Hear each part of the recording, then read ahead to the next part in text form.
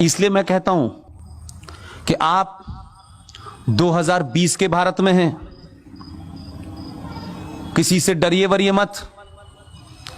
कोई एक आध चुनाव हार वार जाए, उससे अपने दिल को छोटा मत कीजिए। छोटा मत कीजिए अपने दिल को। लेकिन ये जो लोग नारा लगाते हैं ना, मोदी है तो मुमकिन है, उसके बाद क्या होगा? इसलिए मैं कह रहा हूं, ये जो मैंने कहा, अगर देश में, दुनिया में आपको व्यक्ति और राष्ट्र के बीच में अगर कुछ चुनना है तो राष्ट्र को चुनिए। व्यक्ति आएंगे जाएंगे, अगर आपके अंदर पुरुषार्थ जागृत हो जाएगा, आपके अंदर अपनी सभ्यता के प्रति, अपनी संस्कृति के प्रति सम्मान पैदा हो जाएगा, तो कई करोड़ मोदी पैदा हो जाएंगे, कई करोड़ अमित शाह पैदा हो जाएंगे। इसलिए हार जीत जीवन का एक सिलसिला है। हार जीत के बाद सिलसिला रुकना नहीं चाहिए, इसलिए वो रोकेगा नहीं। कुछ लोग शाहीन बाग पे इसलिए नहीं बैठे हैं कि CAA की फुल फॉर्म ये समझ में नहीं आ रही। उनकी ज्यादा समझ में आ गई है। सिर्फ गलती उन्होंने कर दी है कि गलत वक्त पे किया है। उनको समझ में नहीं आ रहा कि दिल्ली में नेहरू जी नहीं है। अब ये संकट इसलिए है, ये चिंता इसलिए है, उनको परेशानी इस बात के लिए है कि बना तो ये 2014 में है, लेकिन हिसाब इसने 1947 से शुरू किया है। तो जो 1947 में जघन्य अपराध किया गया था, 370 और 35 दे के उसे वापस लिया। 500 साल से एक युद्ध चल रहा था। हम तमाम सारे भोले लोग रोज कहते थे भगवान रामचंद्र यहीं पैदा हुए हैं। बड़ा समझाया, लोगों ने कहा कोई बातचीत कर लो आपस में। उन्होंने कहा नहीं, यहां बाबर पैदा हुआ है। यह बहस इतनी चली कि हमने सब कुछ मान लिया और यह समाज तैयार हो गया था कि चलिए आप यहां बाबर को बना लीजिए, लेकिन हमारे मर्यादा पुरुषोत्तम राम यहीं पैदा हुए थे, यह मान लीजिए। हमारी इस शराफत को कुछ लोगों ने समझा ये मूर्ख लोग हैं। आपने कोर्ट में खड़े होकर के जो शब्दावली इस्तेमाल की है वो मैं दोहराना नहीं चाहता। वो भी उसी अलीगढ़ के हैं जो कोर्ट में मुकदमा लेके लड़ रहे हैं। बार बार पूछ रहे थे यहीं पैदा हुए हैं, इनका डेट ऑफ बर्थ सर्टिफिकेट लेके आओ। कई बार पूछा। मैंने कहा अगर मैं कोर्ट में होता तो मैं पूछता 13 शादियों का मैरिज सर्टिफिकेट लाओ, तब कैसी रहती है।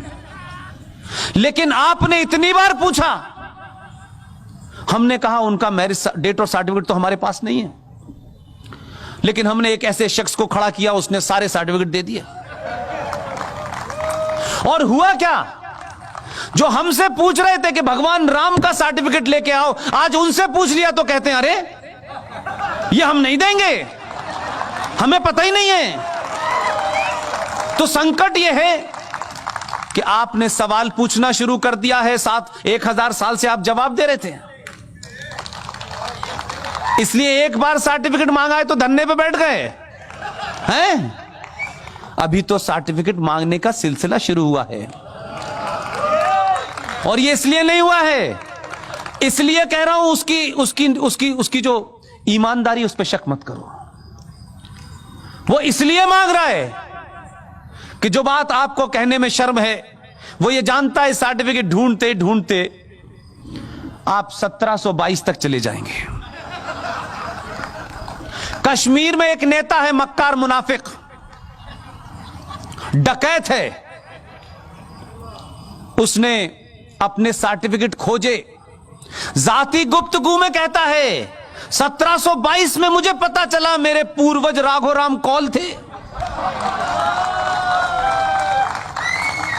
यह सर्टिफिकेट मांगने का सिलसिला बहुत पहले से होगा, ध्यान रखिएगा। और सब पता करेंगे कि किस किस से बदले थे, कब कब बदले थे। मेरा दुख यह है कि सनातन के लोगों, आप किससे डर रहे हैं?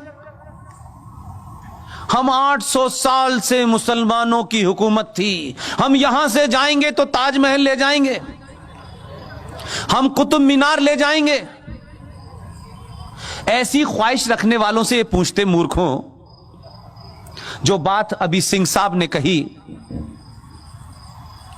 उन जाहिलों से पूछो, तुम्हारे बाप दादा कितने कमजोर थे यार, जो तलवार और जजिया देने की वजह से जिन्होंने मजहब धर्म छोड़ करके मजहब अख्तियार कर लिया। हमारे बाप दादे तो उस वक्त भी बहादुर थे और आज भी हम बहादुर हैं। तुम हमें डराओगे? तुम किसको डरा रहे हो यार? हम जब नहीं डरे तो अब डराओगे हमको? अरे हमारा तो एक ही गया है, तब तुम्हारी स्थिति ये हो गई है। हमने कहा इसकी बात मान लो, 14 में अकेला है। हमने कहा मान लो इसकी बात, नहीं, लो बेटा दूसरा भी आ गया। बहुत समझाया, भैया आराम से रहो, आराम से। ये तुम्हारे लिए सब्सिडी हमसे ले रहा है। जो तुम्हारे भाई बहन हैं जिन्हें तुमने जाहिल और गरीब बना के रखा है, वो इस देश के हिंदुओं के पैसे से कमाई सब्सिडी से उनको गैस भी मिलती है, चूल्हा भी मिलता है। देते वक्त उसने ये नहीं देखा कि किसका बर्तन ताम चीनी का है और किसका तांबे का है, ये नहीं देखा उसने। तुम उसकी जात पे शक करते हो। ऊपर वाला देख रहा है, लाइन से भेज रहा है। उसको मालूम है कि इस्लाम के मानने वाले पूरी दुनिया में जलील हो रहे हैं और उस अल्लाह को भी जलील कर रहे हैं, इसलिए धीरे धीरे भेज रहा है। एक से दिल नहीं भरा, उसने यूपी में भी भेज दिया। इस बात का घमंड मत रखो, उसकी लाठी दिखती नहीं है, कमर टूट जाती है। बहुत उत्पात मचाते हो और बार बार कहते हो हम देश तोड़ देंगे। ऐसी तोड़ी है इस बार के चिल्ला के कह रहे हैं माफ कर दे मेरे मौला। चिल्ला रहे हैं यूपी के चीफ मिनिस्टर के सामने, बारे माफ कर, एक बार माफ कर दो। 3-3 लाख का बिल भेजा है घर पे, बस जलाते हुए पकड़े गए थे, पैसा भरो।